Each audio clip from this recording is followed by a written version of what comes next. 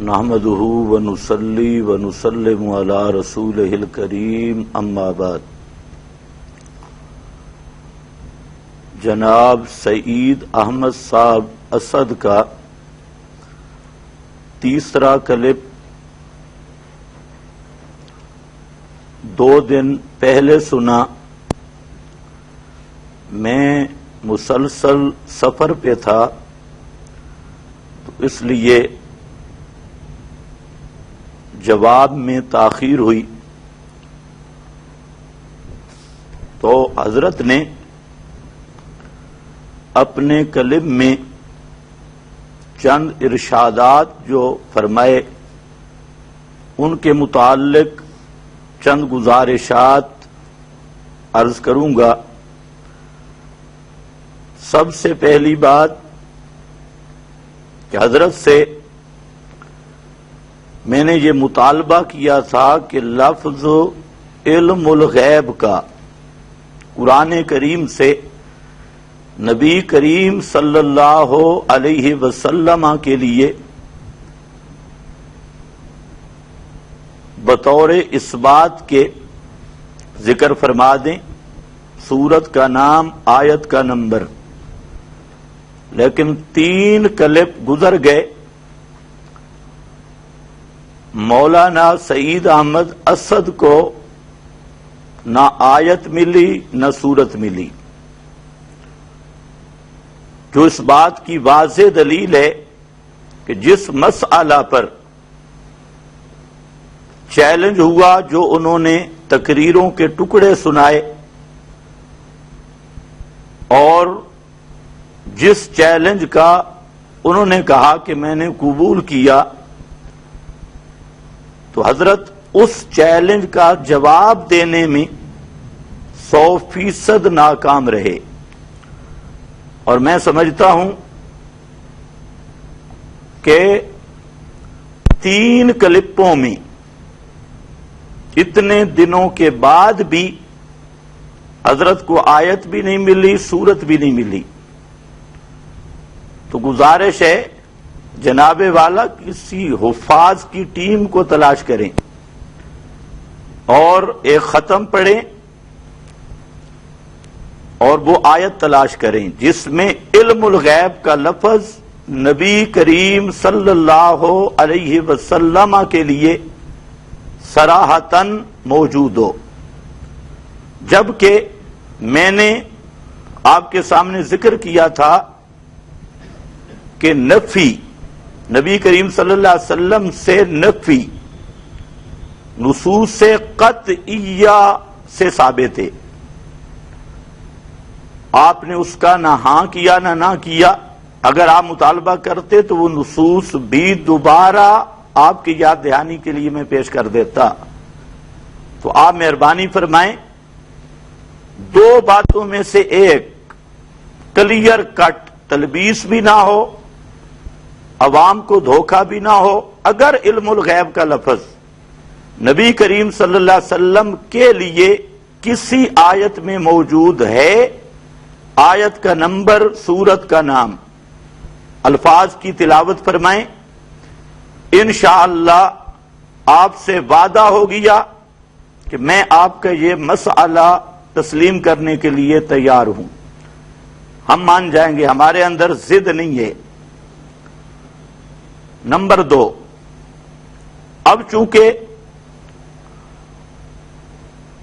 سعید صاحب کے پاس اس کا کوئی جواب نہیں تھا اصولی طور پر، اور وہ سمجھ چکے تھے کہ یہ واضح شکست، مناظرہ سے پہلے واضح شکست اس چیلنج پہ بھی ہو چکی ہے، تو اس لیے اب جناب پروفیسر سعید احمد اسد صاحب نے یو ٹرن لیا۔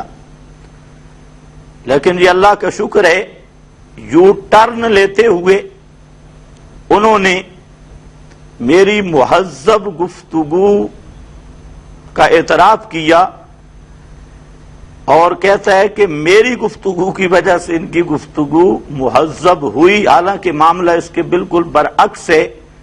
پہلا کلپ اس کا بھی سن لیں اور میرا بھی سن لیں۔ کہ کس کا انداز گفتگو مہذب ہے۔ تو بہرحال اتنی بات یہ ہے کہ آپ نے یہ تسلیم کیا، مہذب گفتگو آپ کا شکریہ۔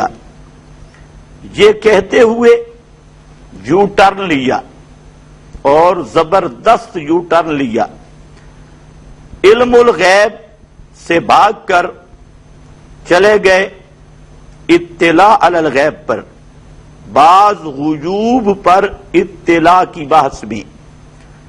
تو اس بات سے اتنی بات تو کلیئر ہو گئی کہ ہمارے 2-3 کلپوں کا اتنا فائدہ ہوا کہ اپنا اصل مذہب چھوڑ کر، اصل عقیدہ چھوڑ کر تو حضرت صاحب اطلاع علی الغیب کی طرف یو ٹرن لے کے بھاگ گئے۔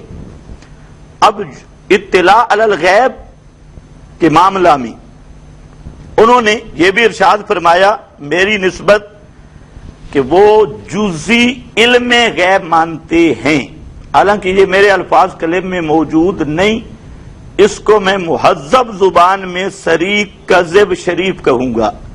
یہ حضرت نے صریح کذب بیانی سے کام لیا، آپ میرا پورا کلپ سن لیں۔ یہ کلی جزئی کا چکر وہ خود اس چکر میں پڑے ہیں، جزئی علم غیب کے چکر میں خود پڑے ہیں۔ میں نے یہ عرض کیا تھا کہ آپ نے جو اپنی طرف سے ہمارا ایک عقیدہ منتخب بنایا اور دعویٰ بنایا، حالانکہ سب اہل علم جانتے ہیں کہ جب دعویٰ ہمارا ہے تو دعویٰ پیش بھی ہم کریں گے۔ ابھی تک تو آپ سے یہ فیصلہ نہیں ہوا کہ آپ مدعی ہیں یا سائل ہیں، اور آپ نے اپنی طرف سے ایک دعویٰ بنا کے ایک مختصر سی عبارت پڑھی، اور پھر اس تیسرے کلم میں بھی آپ نے اصرار کیا کہ آپ کا یہ عقیدہ ہے۔ تو مولانا مہربانی آپ کی، عقیدہ میرا تو عقیدے کی وضاحت کرنا بھی میرا حق ہے۔ یہ عجیب آپ کا اصول ہے کہ دعویٰ کسی کا، عقیدہ کسی کا، اور تعین آپ فرما رہے ہیں۔ یہ اہل علم اس سے کیا سمجھیں گے کہ اس کو مہذب بولی میں صریح دھاندلی سے تعبیر کیا جائے گا کہ آپ اپنی طرف سے ایک عقیدہ، ایک دعویٰ وہ ہمارے ذمہ لگا رہے ہیں۔ اس عبارت پر جو میں نے آپ کو تنبیہ کی تھی کہ یہ لفظ مطلع ہے یا مطلع ہے، اس کا آپ کے پاس اصولی کوئی جواب نہیں۔ آپ نے جان چھڑانے کے لیے کہہ دیا جی مصباح اللغات دیکھ لیں، المنجد دیکھ لی ہوتی، وہ المنجد بھی میرے پاس ہے، مصباح اللغات بھی ہے، اور الحمدللہ کئی دفعہ دیکھی ہے۔ آپ ذرا یہ جو میں نے فرق بیان کیا اس کے خلاف کوئی عبارت لائیں منجد سے اور مصباح اللغات سے، صرف اپنی ان پڑھ عوام کو خوش کرنے کے لیے لغت کی 2 کتابوں کے آپ نے نام لیے، لیکن عبارت پڑھنے کی جرت نہیں ہوئی۔ ذرا پڑھنا وہ عبارت کہ میں نے جو آپ کو بات بتائی، میں نے آپ کو یہ بتایا کہ مطلع علی الغیب نہیں ہوتے۔ تو حضرت گنگوئی رحمت اللہ علیہ کی مفصل عبارتوں میں 5 سے زائد مقام پہ موجود ہے کہ وہ فرما رہے ہیں کہ اللہ تعالی بعض غیوب پر اطلاع دیتی ہیں، وہ اطلاع کی بات کر رہے ہیں خود۔ اب خامخواہ ایک عبارت مختصر سی لے کر اور اس کا اپنی طرف سے ایک مفہوم گھڑ کر دوسرے کا عقیدہ اور دعویٰ بنانا، یہ مذہبی دہشت گردی کہلائے گا اور علمی دنیا میں بدترین دھاندلی کہلائے گا۔ اس لیے آپ بزرگ آدمی ہیں، اپنی بزرگی کا بھی لحاظ فرمائیں اور اس طرح کی ڈنڈی بازی سے باز آئیں۔ وہ اسی طرح آپ پہ قرض ہے، مطلع، وہ لغت کی 2 کتابوں کا نام لینے سے جواب نہیں ہوتا، اس کی عبارت ذرا پڑھو، اور جو میں نے فرق بیان کیا اس کے خلاف عبارت لاؤ۔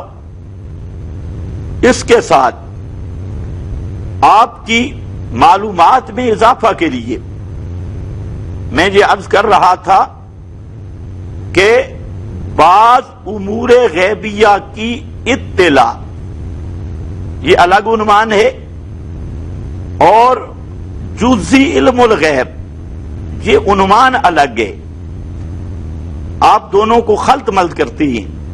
खैर ये भी एक बात ज़िमनी बात से, ज़ैली बात से मैं आपसे ये अर्ज करना चाहता हूं कि 3 तारीखें आपने जो क्लिप किया, उस पहला क्लिप आप दोबारा सुने। आपने ये फरमाया जब चाहें, शराइत मुकर्रर फरमाएं, जब चाहें। तो हमने चाहा 16, 18, 19 नवंबर, लेकिन आपने वो नहीं चाहा और 3 क्लिप करने के बावजूद आप टाइम नहीं दे सके।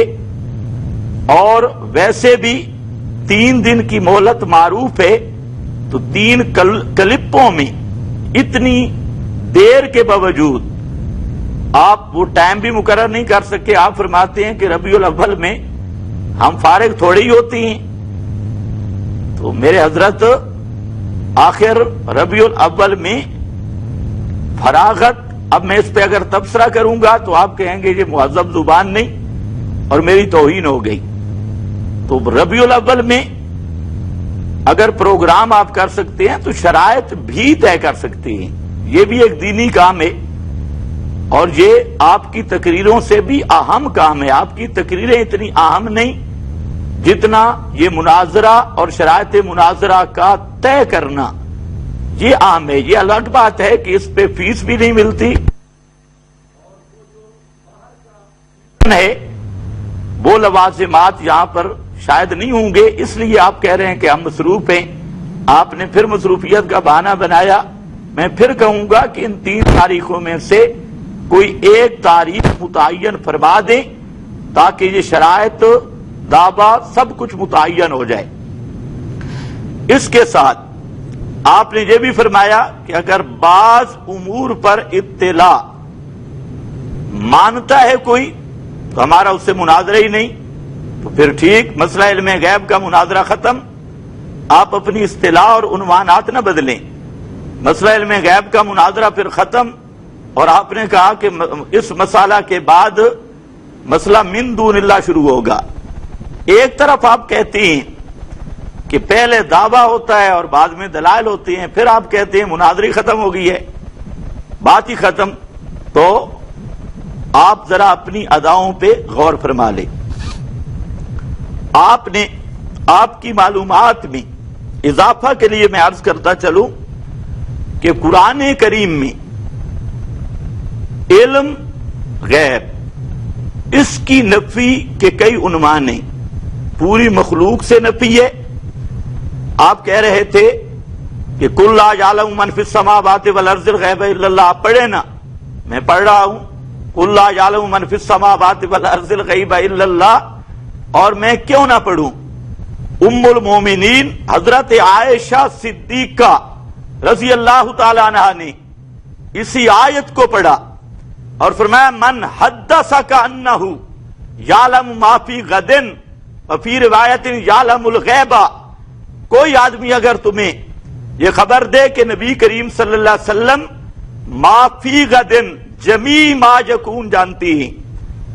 गद इस्तिकबाल के माना में है, हर आने वाले बात को जानते हैं या गैब जानते हैं, हर गैब को जानते हैं, यालमुल गैब। एक रिवायत में कद कज़बा, उसने झूठ बोला, और दूसरी में है आज़मा अलल्लाहिल फरिया, उसने अल्लाह पे बोहतान लगाया, झूठ बोला, बोहतान लगाया। क्यों? फरमाती हैं इसलिए कि अल्लाह रब्बुल इज्जत फरमाते हैं कुल ला यालमु मन फिस समावाति वल अर्ज़िल गैबा इल्लल्लाह। और यहां लफ्ज इल्म का भी, लफ्ज गैब का भी पूरी मखलूक से नफी। मन फिस समावात, आसमान की सारी मखलूक, मलाइका, व मन फिल अर्ज मिनल अंबिया वल मुरसलीन, अंबिया व मुरसलीन से, मलाइका सबसे ला यालमु। फरमाया कोई भी गैबदान नहीं, आसमानों जमीन की मखलूक में से कोई भी गैबदान नहीं। और ये इस्तिदलाल उम्मुल मोमिनीन ने किया। आपने फरमाया अब آپ پڑھیں قل لا اقول لکم عندی خزائن اللہ، میں نے تو بات توت میں بھی پڑھا، پھر پڑھ رہا ہوں، اور یہاں پر بھی لا عالم الغیبہ، علم غیب، اس پہ نفی نبی کریم صلی اللہ علیہ وسلم سے خاص کر یہ قیامت تک تجھ پہ قرض رہے گا۔ اور میں آپ کو مشورہ دوں گا، میرے حضرت ضد نہ کرو، مرنا بھی ہے، ضد چھوڑ دو، اس آیت پہ ایمان لے آؤ۔ تیسرے نمبر پہ اللہ رب العزت نے فرمایا لو کنت عالم الغیبہ لاستکثرت من الخیر، وہاں پر بھی لو کنت، آپ ماشاءاللہ پرانے بزرگ ہیں، آپ سمجھتے ہیں کہ لو اپنے مدخول مثبت کو منفی کو مثبت کرتا ہے، تو علم کا لفظ بھی غیب کا بھی اور نبی کریم صلی اللہ علیہ وسلم سے اس کی نفی۔ اسی طرح قرآن کریم نے فرمایا یسألونک عن الساعۃ ایان مرساہا، کہ آپ سے قیامت کے متعلق سوال کرتے ہیں کہ قیامت کب آئے گی، قل انما علمها عند ربی، انما کا معنی آپ سمجھتے ہوں گے، انما علمها عند ربی، قیامت کب آئے گی، اس مخصوص گھڑی کا علم صرف میرے رب کے پاس ہے، صرف میرے رب کے پاس ہے۔ اور مقام پہ قرآن نے فرمایا یوم یجمع اللہ الرسل فیقول ماذا اجبتم قالوا لا علم لنا، یہ قالوا لا علم لنا یہ آگے علت ذکر ہے، انکا انت علام الغیوب، اور انکا انت ضمیر کو بھی سمجھے مولانا، یہ ضمیر فصل ہے، اور تمام انبیاء کا اجماعی عقیدہ جس کو قرآن نے ذکر کیا وہ میدان قیامت میں یہ کہیں گے، یہاں پر لفظ علم کا بھی لفظ غیب کا بھی، اور تمام انبیاء اللہ کی بارگاہ میں عرض کریں گے، اللہ رب العزت کی بارگاہ میں عرض کریں گے کہ اللہ تیرے سوا سب غیبوں کو جاننے والا کوئی نہیں، انکا انت علام الغیوب۔ تو قرآن کریم کی اور بے شمار نصوص جس میں لفظ علم اور غیب کبھی پوری کائنات مخلوق سے نفی، کبھی تمام انبیاء سے نفی، کبھی خاص کر امام الانبیاء صلی اللہ علیہ وسلم سے نفی۔ تو آپ بھی مہربانی کریں، اگر کوئی اس بات کی آیت ہے جس میں علم الغیب کا لفظ ہو نبی کریم صلی اللہ علیہ وسلم کے لیے تو اس کو لائیں، پیش کریں۔ پیش فرمانا ہم آپ کی طرح نہیں کریں گے، ہمارا اللہ کے قرآن پہ ایمان ہے، آیت پیش کرنا آپ کا کام اور آپ کا مسئلہ قبول کرنا ہمارا کام نہیں۔ تو میں مشورہ دوں گا آپ غور و فکر کر لیں، قرآن کریم کی اصطلاح میں علم الغیب کی نفی اس انداز میں کی گئی، جبکہ بعض امور غیبیہ پر اطلاع ما کان اللہ لیطلعکم علی الغیب، اطلاع علم غیب جزئی نہیں، اطلاع، اور تلک من انباء الغیب، انباء، ذالک من انباء الغیب، انباء، تو انباء یا انباء اطلاع، اور بعض امور غیبیہ پر یہ مسئلہ جدا ہے۔ علم الغیب ساری مخلوق سے، امام الانبیاء سے، حضرات انبیاء سے قرآن میں نفی موجود ہے، اور اس کے اس بات پر کوئی آیت موجود نہیں۔ اب پھر میں آپ سے کہتا ہوں کہ اب ہمت کریں، آیت لائیں، ورنہ تو آپ کی شکست یہاں ہو چکی ہے، تو پھر اس بات میں اتنا وقت ضائع کرنے کی کیا ضرورت۔ پھر آپ نے یہ بھی ارشاد فرمایا، غالباً چوتھے نمبر پر یہ بھی آپ نے ارشاد فرمایا کہ ہم بعض امور غیبیہ پر جو اطلاع مانیں تو ہمارا اس سے مناظرہ نہیں ہے، اس سے جھگڑا نہیں۔ تو اس کا مطلب یہ ہوا کہ جو بریلوی حضرات آپ کے خلاف ایک شور اٹھا رہے تھے کہ مولانا سعید اسد صاحب وہابی ہو گیا ہے، دیوبندی ہو گیا ہے، یہ ایک عرصے سے ہم شور سن رہے تھے اور ہم آپ کو مظلوم سمجھ رہے تھے کہ آپ نے بریلویت کی اتنی خدمت کی اور اب آپ کو یہ صلہ دیا جا رہا ہے کہ یہ دیوبندی ہو گیا یا وہابی ہو گیا اور بریلویت کو چھوڑ گیا. لیکن آپ کی اس بات پر تو ہمیں حیرانگی ہوئی کہ باقی وہ بیچارے سچ شور مچاتے ہیں کہ آپ نے بریلویت کو چھوڑ دیا ہے اور آپ بریلوی عقائد کو بھی چھوڑ چکے ہیں جس طرح اور مسائل میں. تو یہاں پر بھی میں آپ کی اطلاع کے لیے عرض کرتا ہوں کہ بریلویوں کا اس معاملہ، اس مسئلہ میں عقیدہ کیا ہے. یہ ہیں جناب آپ کے مناظر اعظم عمر اچھروی صاحب، یہ فرماتے ہیں کہ ثابت ہوا کہ نبی کریم صلی اللہ علیہ وسلم کو کل شے کا علم یعنی علم کلی، مولانا توجہ فرمانا، کل شے کا علم یعنی علم کلی. پھر سن لینا آپ، ایک تو مصیبت یہ ہے کہ میرا خیال ہے کلپ بھی نہیں سنتے، میں کچھ کہتا ہوں آپ کچھ ارشاد فرماتی ہیں، میری بات کے جواب آپ نہیں دیتے، ایک مفروضہ گھڑتے ہیں اور پھر جواب دینا شروع کرتے ہیں. اب ذرا پھر سننا، ثابت ہوا کہ نبی کریم صلی اللہ علیہ وسلم کو کل شے کا علم یعنی علم کلی آپ کے بعض مغیبات سے ہے. اس کو ذرا حل بھی کرنا. جس کے علم میں کلی علم غیب، اس کے علم کا بعض حصہ ہے، تو اس کے کل علم غیب کی انسان کو کیا طاقت ہے کہ سمجھ سکے. یہ مقیاس حنفیت ہے، صفحہ 295 ہے. اسی طرح یہی حضرت کہتی ہیں ابتداء آفرینش سے حضور صلی اللہ علیہ وسلم کو تا قیامت اور قیامت کے بعد تک کا بھی اور جنت اور دوزخ کا تمام علم غیب کا تمام علم غیب، پھر سماعت فرما لیں، تمام علم غیب بلکہ اس سے بھی زیادہ. اب یہ آپ فیصلہ کریں گے کہ تمام سے زیادہ کیا ہوتا ہے. تمام علم غیب بلکہ اس سے بھی زیادہ جس کو اللہ تعالیٰ جانتے اور مخلوق کی عقلوں سے بالا تر ہے، آپ کی شان نبوت کو حاصل ہے. یہ مقیاس حنفیت صفحہ 291. اسی طرح تیسری عبارت ہے، کہتے ہیں جب عطا کنندہ نبی صلی اللہ علیہ وسلم کو اپنا کل غیب عطا کر کے اپنا کل غیب عطا کر کے سرائے، تو اس کے انکار کرنے والے کو کیسے صحیح مومن سمجھا جا سکتا ہے. آپ کہہ رہے تھے بعض امور غیبیہ، اور آپ کے یہ مناظر اعظم کہہ رہے ہیں کہ کل غیب اللہ نے عطا کیا. اگر جو کل نہ مانے تو مسلمان ہی نہیں ہے، مسلمان کیسے ہے. اسی طرح مفتی احمد یار صاحب، اس نے بھی صاف لکھا جال حق صفحہ 59 دیکھیں، فرماتے ہیں کہ اس آیت اور تفسیر سے علم غیب کلی ثابت ہوا. جال حق صفحہ 60 دیکھیں، لکھتے ہیں اس آیت اور تفاسیر سے معلوم ہوا خدا قدوس کا خاص علم غیب حتیٰ کہ قیامت کا علم بھی حضور کو عطا فرمایا گیا. اب کیا شے ہے جو علم مصطفیٰ سے باقی رہ گئی ہو. جال حق صفحہ 60 ہے.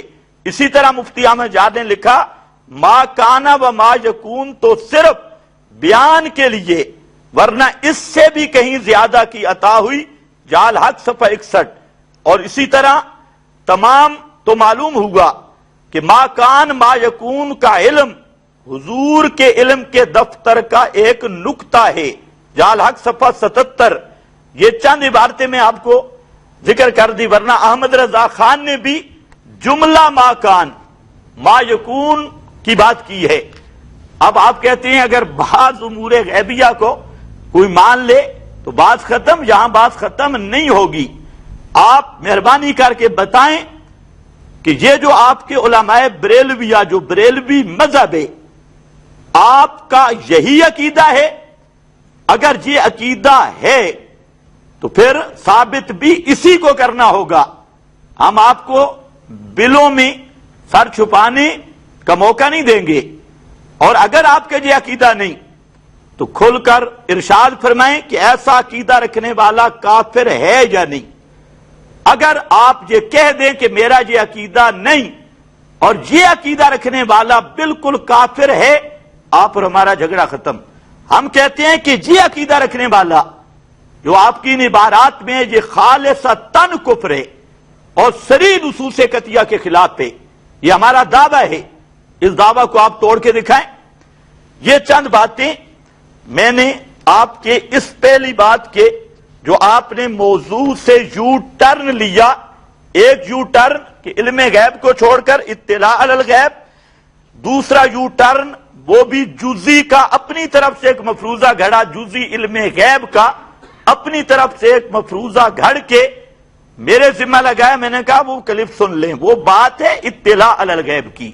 بعض امور غیبیہ پر اطلاع کا، اللہ تعالیٰ کا خبر دینا، اطلاع دینا، جو قرآن کریم میں اطلاع، انباء وغیرہ سے تعبیر کیا گیا، جو علم الغیب کا مسئلہ ہے وہ اب آ گیا. اب وہ دوبارہ بھی سن لیں اور آپ مہربانی کر کے کلپ پورا سنا کریں. میں تو یہ سمجھتا ہوں کہ آپ کلپ سنتے ہی نہیں، میری بات کچھ ہوتی ہے، آپ جواب کچھ دیتے ہیں. اس کے ساتھ ساتھ یہ پہلا عنوان تھا آپ کے کلپ کا.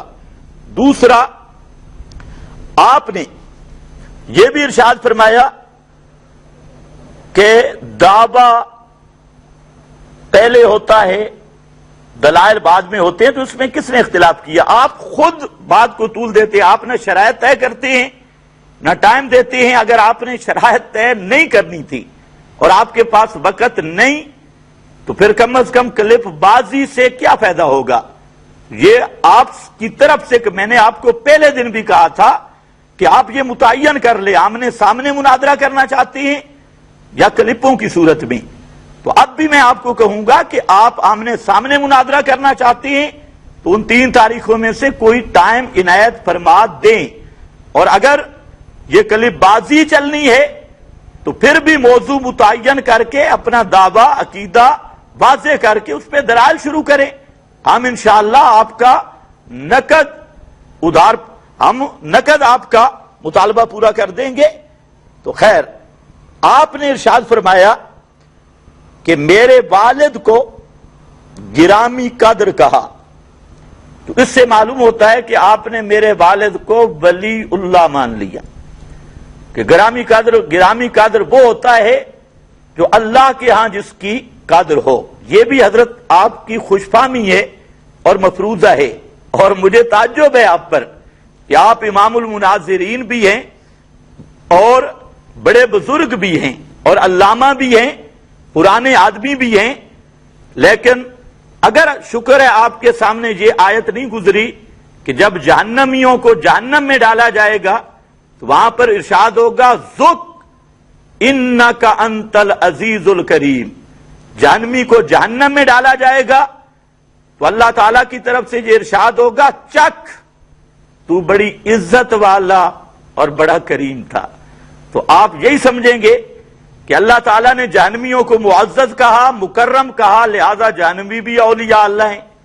آپ کو تو یہ نہیں پتا استعارہ تحکمیہ کیا ہے، اللہ کرے آپ کو پتا ہو، ورنہ آپ تو خوش ہو گئے. والد گرامی قدر کہا تو والد کی ولایت ثابت ہو گئی. تو یہاں تو میں نے صرف گرامی قدر کہا اور اللہ تعالیٰ نے جہنمیوں کے بارے میں ذُق اِنَّكَ أَنْتَ الْعَزِيزُ الْكَرِيمُ کہا، انہیں عزیز بھی کہا، کریم بھی کہا. تو پتہ نہیں آپ ان جہنمیوں کے لیے کس درجہ ولایت کے معتقد ہوں گے. اور ساتھ یہ بھی ذہن میں رکھ لیں کہ آپ نے جیسے طرز استدلال ہے، آپ کا یہی طرز استدلال ہوتا ہے اپنے مسائل میں بھی اسی طرح کچی باتیں کرنا آپ کی شایان شان نہیں ہے. ورنہ میں بھی کہہ سکتا ہوں کہ آپ نے کئی مرتبہ مجھے مولا نہ کہا، ایک مرتبہ آپ نے مجھے حضور کہا. تو جب آپ مجھے مولا نہ اور حضور کہہ رہے ہیں تو آپ کے طرز استدلال کے مطابق آپ نے مجھے ولی اللہ مان لیا، اور ولی اللہ سے لڑائی کرنا اور ولی اللہ سے مناظرہ کرنا اپنے ایمان کا خاتمہ کرنا ہے. تو آپ اس کا بھی لحاظ فرمائیں کہ آپ جب مجھے مولانا اور حضور کہہ رہے ہیں اور پھر مقابلہ بھی کر رہے ہیں تو آپ کے طرز استدلال تو یہی ہے کہ آپ نے مجھے ولی اللہ مان لیا. مولانا یہ کچی باتیں آپ کی شایان شان نہیں. آپ مہربانی کریں، آپ بڑے آدمی ہیں، ہم بریلویوں میں آپ کو سب سے بڑا عزیز کریم سمجھتے ہیں. ذُق اِنَّكَ أَنْتَ الْعَزِيزُ الْكَرِيمُ. آپ اسی بات سے ہیں تو اس لیے آپ مہربانی کر کے اس طرح کے کچی کچی باتیں نہ کریں۔ اس کے ساتھ میں نے آپ کے سامنے یہ ذکر کیا تھا کہ کسی بزرگ کی، کسی مسلک کے بزرگ کی کوئی عبارت لے کر آیا یہ کہا جا سکتا ہے کسی مسلک کا وہ دعویٰ یا عقیدہ قرار دیا جا سکتا ہے؟ یہ میں نے آپ سے سوال کیا، آپ نے اس کا جواب نہیں دیا، آپ نے انتہائی مزے کا خیز بات کی۔ میں نے آپ کو کہا کہ آپ اپنی والد کی عبارتیں بھی اس کے خلاف دعویٰ اور عقیدہ رکھتے ہیں، تو آپ نے عجیب اس کا جواب دیا، جی آپ نے ہدایہ پڑھا ہوگا۔ تو میرے حضرت میں نے ہدایہ صرف پڑھا نہیں ہے، 16 دفعہ پڑھایا بھی ہے۔ تو وہاں کہتے ہیں امام ابو حنیفہ اور اس کے شاگردوں کا اختلاف ہے، بالکل میں نے آپ کو یہ نہیں کہا تھا اختلاف کا ہونا، میں نے یہ کہا تھا کہ آپ کا جو طرز استدلال ہے کسی مسلک کے بزرگ کی کوئی عبارت لے لینا اور کہنا یہ تیرا عقیدہ ہے، یہ تمہارا دعویٰ ہے، میں نے کہا یہ بات صحیح ہے یا نہیں؟ اگر یہ صحیح ہے تو کیا آپ کے والد صاحب کی ہر عبارت آپ کا عقیدہ بن سکتی ہے، آپ کا دعویٰ بن سکتی ہے؟ ایک نمبر دو، آپ نے قیاس جو کیا یہ قیاس فاسد ہے۔ امام ابو حنیفہ رحمہ اللہ اور صاحبین کا اختلاف ہوتا ہے علمی فروعات بھی، فقہی مسائل بھی، اور آپ کا اور آپ کے والد کا اختلاف ہے عقیدے میں۔ اگر آپ میں جرأت ہے تو امام ابو حنیفہ، امام محمد، امام یوسف کا عقیدے میں اختلاف دکھائیں۔ آپ ہدایہ کی بات کرتے ہیں، فقہ حنفی کی کسی کتاب سے نکالیں کہ امام ابو حنیفہ اور امام یوسف، امام محمد کا عقائد میں اختلاف ہو، اور آپ کا اور آپ کے والد کا اختلاف عقیدے میں ہے، اور اگر آپ فرمائش کریں گے تو میں آپ کو بتاؤں گا اور عبارت بھی آپ کے سامنے رکھوں گا۔ اس کے ساتھ چھٹے نمبر پر آپ سے میں نے کہا تھا کہ اگر صراط مستقیم تقویت الایمان کی عبارات کو تم گستاخی کہتے ہو تو پھر آپ مہربانی کریں اعلی حضرت کو کافر کہیں، کیونکہ اگر صراط مستقیم اور تقویت الایمان کی عبارات گستاخانہ ہیں، صریح گالیاں ہیں، جیسا کہ احمد رضا خان نے لکھا، صریح گالیاں ہیں، اللہ رسول کو گالیاں ہیں، تو پھر انصاف کا تقاضا یہ ہے کہ احمد رضا خان نے سید اسماعیل شہید رحمہ اللہ کو مسلمان کہا ہے اور کہا کہ انہیں کافر نہ کہا جائے، اسی پہ فتویٰ دیا۔ حالانکہ یہ فتویٰ بھی کہ گستاخ رسول کے کفر میں شک کرنے والا کافر، تو میں نے کہا کہ دو باتوں میں سے ایک اختیار کر لو، یا تقویت الایمان اور صراط مستقیم کو کفریہ اور گستاخانہ اور گالیاں کہنا چھوڑ دو، یا احمد رضا کی قربانی دو اور احمد رضا کو کافر کہو۔ آپ نے جہاں پر بھی عجیب تعجب والی بات کی، آپ کہتے ہیں اعلی حضرت شرارتی نہیں تھے، وہ ضدی نہیں تھے، شرارتی نہیں تھے۔ یہاں دو پہلو ہیں، پہلی بات یہ ہے کہ ضدی نہیں تھے، شرارتی نہیں تھے، بہت اچھا، تو اس سے جواب ہو گیا۔ کوئی سنجیدہ مسلمان اس سے مطمئن ہوگا کہ ایک آدمی رسول اللہ صلی اللہ علیہ وسلم کو صریح گالیاں دے اور اللہ رسول کو گالیاں دے، توہین اور گستاخی کرے، اور اس کو جو کافر نہ کہے، وہ اس کو شرافت کہا جائے اور اس کو اعتدال پسندی کہا جائے، تو مولانا آپ کا ایمان کہاں گیا؟ آپ کی وہ عشق رسول والی غیرت کہاں گئی؟ تو بہرحال یہ پھندا آپ سے نکل نہیں سکتا۔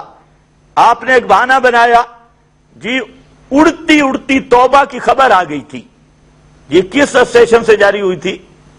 چلو اسی بات پہ آ جا، احمد رضا خان کی اپنی عبارت سے یہ وجہ بتلا دے مولانا کہ احمد رضا خان نے کہا کہ میں اس لیے تکفیر نہیں کرتا کہ انہوں نے توبہ کر لی یا ان کی توبہ کی خبر آ گئی تو ایک ایک لفظ پہ ایک ایک لاکھ روپیہ انعام وصول کر لے۔ احمد رضا خان مدعی سست گواہ چست، وہ یہ کہہ رہا ہے کہ ہمیں اہل لا الہ الا اللہ کی تکفیر سے ہمارے نبی نے منع کیا ہے، اور آپ بعض تقریروں میں بھی اور جہاں مناظرے کے کلپوں میں بھی وہ گپے سنا رہے ہیں کہ اڑتی اڑتی خبر آ گئی مولانا یہ بات آپ احمد رضا خان سے دکھائیں، آپ کی اڑتی چھڑتی بیٹھتی اڑتی خبروں سے کچھ نہیں بنتا، احمد رضا کا ایمان ثابت نہیں ہو سکے گا۔ یہ کلپ تھوڑا سا لمبا ہو گیا، اس لیے برداشت بھی کرنا، کیونکہ آپ نے چند باتیں ان کی وضاحت طلب کی ہے تو ان کی وضاحت پوری ہوگی۔ اب جو ہے ایک بات یہ ہے، دوسرا آپ نے کہا کہ احمد رضا خان شرارتی نہیں تھے، تو مولانا آپ ذرا ذہن میں رکھ لیں، احمد رضا خان کے فتویٰ سے اگر آپ مطالبہ کریں گے، میں آپ کو ایک ایک عبارت دکھاؤں گا۔ احمد رضا خان کے فتویٰ سے پیر مہر علی شاہ کافر، پیر کرم شاہ کافر، مفتی احمد یار گجراتی کافر اور عمر اچھروی کافر۔ اب آپ خود فرمائیں کہ جس شخص نے پیر مہر علی شاہ کو کافر کہا، پیر کرم شاہ کو کافر کہا، مفتی احمد یار عمر اچھروی کو کافر کہا، وہ شریف ہے یا شریر ہے؟ اس کا فیصلہ آپ خود کر لیں، باقی رہ گیا ثابت کرنا، وہ میرا کام ہے، یہ فقیر انشاءاللہ ثابت کر کے دکھائے گا۔ اور یہ بھی آپ کو آپ کی معلومات میں اضافہ کے لیے عرض کروں کہ احمد رضا نے سعید اسد کو بھی کافر کہا ہے، یہ بھی سن لے۔ آپ نے اپنی رسالے میں لکھا کہ دیوبندی عالم مولانا سرفراز خان صفدر، مولانا کا لفظ بولا، میرے لیے بھی آپ نے نوازش فرمائی اور مہذب بنتے ہوئے مولانا کا لفظ استعمال کیا، جبکہ اعلی حضرت کا فتویٰ یہ ہے کہ دیوبندی کو عالم سمجھنے والا، عالم کہنے والا یا مولانا کہنے والا کافر ہے، یہ بھی کفر ہے۔ تو احمد رضا کے فتوے سے آپ بھی خیر سے کافر بنتے ہیں، اب آپ کی مرضی ہے، ان کو شریف کہو یا شریر کہو۔ اس کے بعد 7ویں نمبر پر آپ نے یہ بات کی، جی پہلے بات ہوگی گستاخانہ عبارات پر، مولانا آپ بھول گئے، موضوع 5 تھے اور میں نے آپ کو کہا یہ 5 موضوعات پہ مناظرہ کر لے تو عبارات والا شوق بھی میں آپ کا پورا کر دوں گا، لیکن آپ کو کیوں اتنا جلدی نسیان طاری ہے؟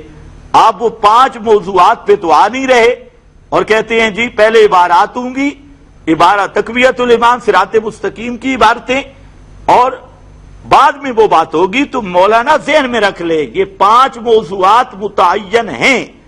آپ نے یہ بھی ارشاد فرمایا جی توت میں تو صراط مستقیم کی بات تھی، مولانا خوف خدا کیجئے، میں نے آپ کو کہا، میں نے آپ کو چیلنج کس چیز پہ کیا تھا، وہ ویڈیو موجود ہے، وہ چیلنج کی ویڈیو موجود ہے، میں نے آپ کو چیلنج توت میں کس چیز پہ کیا تھا؟ صراط مستقیم پر۔ کچھ تو ان چیزوں سے آپ گریز کریں، آپ ایک مذہب کے ذمہ دار آدمی ہیں اور اتنی کچی باتیں، تو وہ تو ویڈیو موجود ہے، میں نے آپ کو اس علم الغیب کے لفظ پہ چیلنج کیا تھا اور آپ کہتے ہیں میری تقریر صراط مستقیم پر تھی، تو جان تیری تقریر جانے، ہم نے تو چیلنج کی بات کی اور وہی کلپ آپ نے شائع کیا، تو یہ بھی چلو بیچ میں بات آ گئی۔ آپ نے یہ فرمایا ایمان اعلی حضرت پر پہلے بات نہیں ہوگی، یہ بھی آپ کی غلط فہمی ہے۔ آپ نے یہ سمجھایا کہ احمد رضا خان کی تکفیر اس لیے ہے کہ وہ شاہ شہید کو مسلمان سمجھتے ہیں، اسے کافر نہیں کہتے، صرف یہ وجہ نہیں۔ احمد رضا خان کے ایمان پر بحث 3 پہلوؤں سے ہے۔ نمبر 1، احمد رضا خان نے اپنے آپ کو کافر کہا کئی مقام پہ۔ نمبر 2، احمد رضا خان کو تمام علماء بریلویہ نے کافر کہا، تمام مفتیان بریلویہ نے کافر کہا۔ اور نمبر 3، احمد رضا خان کتاب و سنت کی نصوص کے انکار کی وجہ سے بھی کافر ہے۔ یہ 3 عنوان ہیں ایمان احمد رضا کے، اس کے میں آپ کو چند مثالیں دیتا ہوں، کلپ لمبا ہو رہا ہے، انشاءاللہ اگلی قسط میں اور بھی پورے کر دوں گا، لیکن چند مثالیں سن لو۔ مثال کے طور پہ ایک مسئلہ یہ ہے کہ آپ نے ابھی ماضی قریب میں نبوت کا مسئلہ چھیڑا۔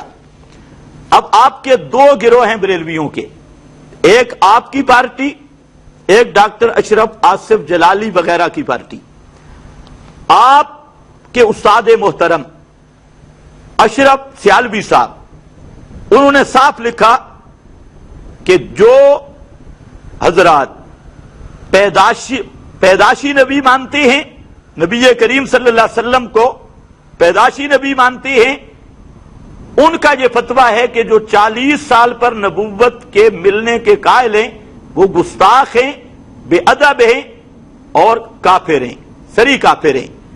ایک اور آپ کے یہ کلم موجود ہے، آپ نے کہا جو پیدائشی نبی مانے یا عالم ارواح کی نبوت کا قائل ہو بالفعل نبوت کا تو وہ ختم نبوت کا منکر ہے۔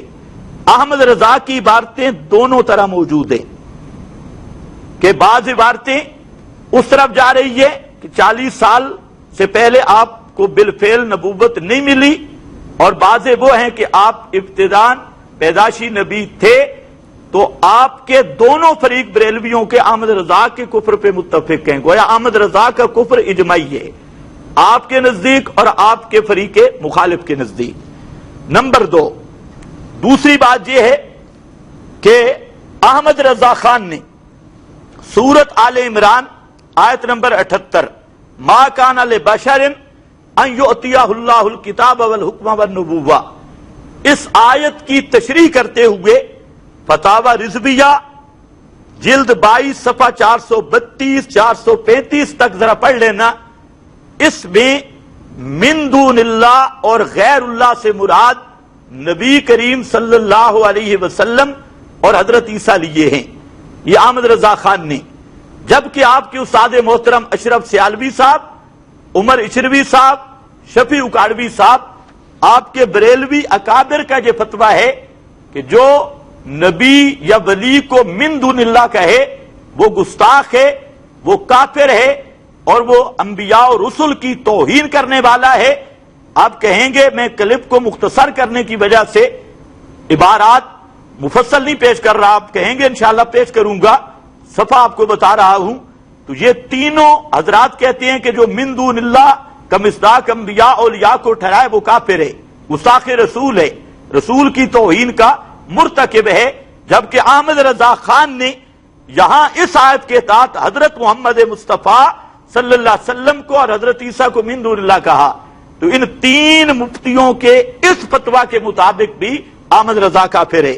اور اسی طرح آیت اموات غیر احیاء، اس میں بھی احمد رضا خان نے اس سے مراد حضرت عزیر اور حضرت عیسیٰ لیے۔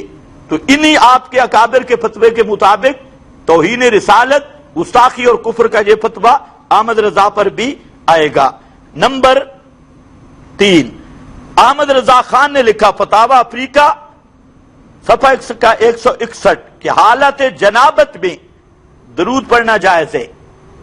جنابت کی حالت میں یعنی آدمی پلیت ہو، جنابت ہو تو درود پڑھنا یہ جائز ہے، یہ احمد رضا کا فتویٰ ہے، اور اس پر جناب والا آپ کے بریلوی مفتی اور بہت بڑے آپ کے شیخ القرآن اور بہت بڑے امام، ان کا یہ فتویٰ ہے۔ میٹھا نام محمد، شہد سے میٹھا نام محمد کا اویسی صاحب، انہوں نے کہا کہ اس طرح کا فتویٰ دینے والا کہ حالت جنابت میں درود پڑھنا جائز ہے وہ بدبخت عشق رسول سے محروم ہے۔ آپ خود اندازہ کریں، جس کے دل میں عشق رسول نے وہ مسلمان ہوگا۔ تو یہ اویسی صاحب نے احمد رضا کو پھر کافر کہہ دیا۔ یہ شہد سے میٹھا نام محمد اور اس کا 140 139 صفحہ دیکھیں، صفحہ اس لیے بتا رہا ہوں کہ آپ کو تکلیف نہ ہو۔ نمبر 4، چوتھے نمبر پر احمد رضا خان کا فتاوی رضویہ صفحہ 430 جلد نمبر 15، اس میں کہتا ہے رسول اللہ صلی اللہ علیہ وسلم کے بارے میں کہ اس کے سچے راعی محمد الرسول اللہ، محمد الرسول اللہ صلی اللہ علیہ وسلم کو راعی کہا، راعی کا معنی چرواہا، رائی کا معنی چرواہا، رائی کہا۔ اور اس پر فتویٰ آپ کی ہری پگڑیوں والوں کے امام الیاس قادری نے دیا اور فتاوی امجدیہ میں موجود ہے۔ فرماتے ہیں یہ توہین امیز لفظ ہے، کہنے والا توبہ اور تجدید ایمان کرے۔ تو یہ جو الیاس قادری کی کتاب ہے کفریہ کلمات، اس پر آپ کے بڑے بڑے مفتیان کی تصدیقات ہیں۔ تو ان کے مطابق یہ چوتھے نمبر پر پھر احمد رضا کافر ہے، اور یہ میرا فتویٰ نہیں، یہ فتویٰ آپ کے علماء کا ہے، اس لیے مجھ پہ ناراض نہ ہونا۔ پانچویں نمبر پر ایمان ابو طالب، احمد رضا خانہ کہہ رہے ہیں، تو پھر احمد رضا کو کیوں نہیں کافر کہتے؟ اس معلوم ہوتا ہے جیسے خادم رضوی کہتا تھا نا بچو گل کچھ ہو رہے، تو تواڈے بچو گل کچھ حضرت ہو رہے۔ اگر عشق رسول محبت رسول میں انصاف ہے تو ان عبارتوں کو جو گستاخ کہے، گستاخی اور سری گالیاں کہے۔ یہاں آپ نے ایک اور بھی تعجب خیز بات کی، کہتے لزوم اور التزام کا فرق بھی سمجھانا پڑے گا۔ ماشاءاللہ، یہ بھی آپ کسی اپنے پرانے نیک مفتی سے پوچھ لو کہ ایک آدمی رسول اللہ صلی اللہ علیہ وسلم کو سری گالیاں دیتا ہے اور گندی گالیاں دیتا ہے اور سری گالیاں دیتا ہے، تو کیا وہاں پر بھی لزوم اور التزام کا چکر چلے گا؟ کیوں لفظوں کے چکر پھیرے میں پڑھ کے عوام کی آخرت بھی تباہ کرتے ہیں اور خود بھی اس طرح وجی صورت خود بھی اپنی عزت کے بھی خلاف کرتے ہیں؟ تو اسی طرح اور مسئلہ ہے کہ بشریت کا مسئلہ۔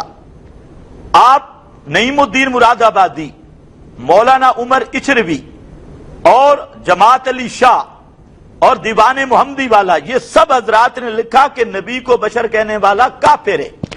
نبی کو بشر ابلیس نے کہا، نبی کو بشر کہنا نبی کی توہین ہے، نبی کو بشر کہنا نبی کی شان کے خلاف ہے۔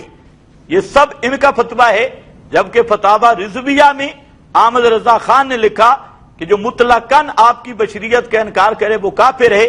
اب آپ بتائیں، احمد رضا خان بشریت کے منکر کو کافر کہہ رہا ہے اور آپ کے یہ حضرات بشریت کے قائل کو گستاخ رسول اور کافر کہہ رہے ہیں۔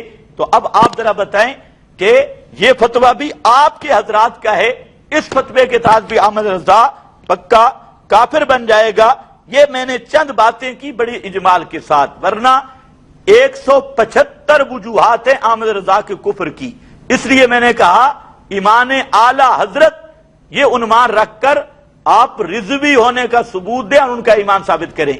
اور آخر میں اتنی بات عرض کروں گا کہ موضوعات چونکہ 5 آ چکے، جہاں تعلیقات کی ضرورت نہیں، آپ مہربانی کریں، شرائط طے کریں اور انشاءاللہ لگ پتہ جائے گا، جب آمنے سامنے آئے گا تو پتہ چل جائے گا۔